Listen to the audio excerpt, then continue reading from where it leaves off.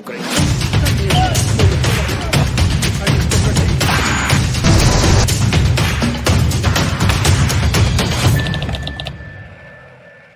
Welcome to X Global News.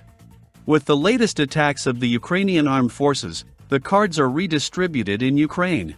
The Ukrainian military said Russian soldiers were discouraged by unintelligible calls to surrender in the south. Civilians fleeing from territory still under Russian control are becoming increasingly unstable. The Russian army appears to have left the Ukrainian town of Antonovka in a frenzied and chaotic retreat as Ukrainian forces have been routed during a rapid counteroffensive over the past few days. The desperation of the Russian army was visible everywhere in the published news. The unexpected lightning strike of the Iron Fist, inflicted by the Ukrainian armed forces with the help of artillery, aviation, special operations forces and ground forces, allowed the Ukrainian army to return thousands of square kilometers of territory, strategic cities, gangs and weapons. This operation was the first big blow of the Ukrainian armed forces against the Russian army of the Armed Forces of Ukraine. Currently, they are deploying and strengthening their positions in Kuzbas. The last big blow to the Russian army was the liberation of Kherson, and the Russian army was forced to surrender it to the Ukrainian armed forces without resistance. Currently, Ukraine and Russia are preparing for the impending black winds of war. Weather conditions in Ukraine are already becoming increasingly severe and cold. All efforts have been made to oust the Russian army from Crimea, Lugansk and the Budzyanskaya part of Kharkiv to Russian territory. It is alleged that Russian troops, fleeing from the attacks of the Ukrainian armed forces in the east, retreated to the Russian border, and even many Russian brigades fled back from the Russian border to Belgrade. In addition, thousands of Russian troops leaving Kherson retreated to Crimea, and many of them were forced to retreat to Russia with the strategic superiority of the Ukrainian army.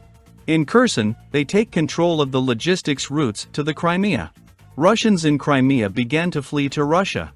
For the most part, Vladimir Zelensky surprised the world when he gave the green light for a major counteroffensive in the Kharkiv region. The Ukrainian armed forces have made dramatic progress, capturing more territory during the campaign in the Donbass. For Putin, this victory, which laid the foundations for the victory in Kherson, was actually the result of a plan that lasted about 3 months so that the army would be unable to stop the Ukrainian army, and it was pushed further and further back. According to the latest reports from the region, the Ukrainian army is advancing towards the Russian border. The armed forces of Ukraine have ceased fire superiority and control in the region. Ukrainian forces are reportedly only 25 kilometers from the Russian border. Western analysts say that Ukrainian troops have entered Russian defensive positions in the northeast for more than 43 miles. At the same time, they have retaken more than 1,100 square miles, 3,500 square, from Russian invaders' kilometers. Ukrainian fighters achieved this in just 1 week, as if in early September the territory of settlements in the Kherson, Kharkiv and Donbass regions was completely liberated. They are probably within 25 kilometers of the international border with Russia. Putin has big problems, because in the event of these defeats, Russians are beginning to doubt the Ukrainian war more and more. In recent years, the Russian film industry has seen a series of World War II events that have shown an extremely positive light on the Soviet Red Army. They created a thematic epic about the Second World War. It was shown that even in defeat, Soviet soldiers were brave men and women, ready to die for their homeland in what in Russia is called the Great Patriotic War. The West portrays the Soviet Red Army. The Soviet Red Army was somewhat different. Take for example the opening scenes from the 2001 film Enemy at the Gate, which is dedicated to a fictional duel between squads. Many didn't even have rifles. A Hollywood film can portray even more hope for a situation when filmed from Russia's point of view about the current war. Ukrainian soldiers recruited by Vladimir Putin received very little training. Cold War equipment, old small arms, and stories about how untrained people are called into battle without deployment.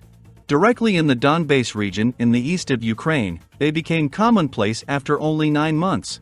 From all this, it is easy to understand that the Kremlin has killed more than 83,000 people and injured at least as many.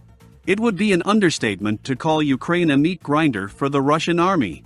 People are not silent about the situation, while the Soviet Union was able to hide the early losses.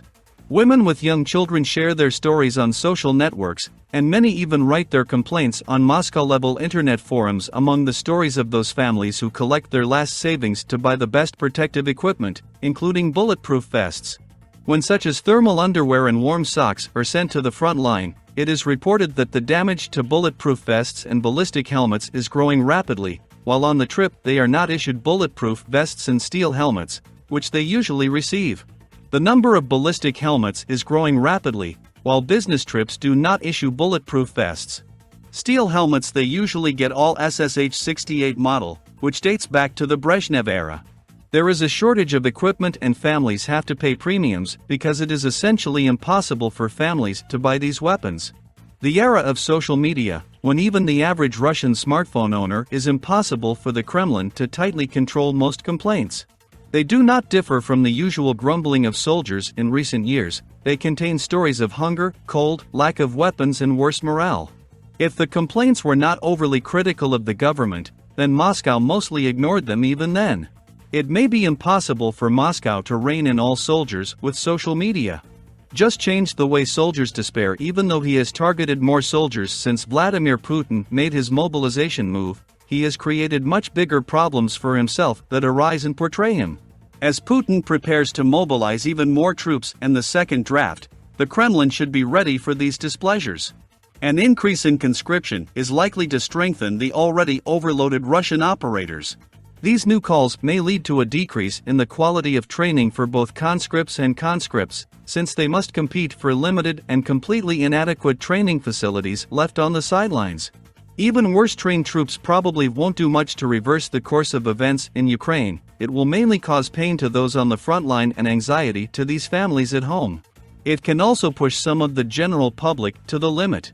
The Russian public has already begun to discover that the war, which was declared as a necessary special military operation, is not exactly what the president says.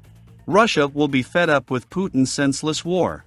More than 50,000 Russian soldiers have died in Ukraine, and Russian President Vladimir Putin remains indifferent to these losses, and he does it out of his overblown ambitions to become great and support the destruction of Ukraine.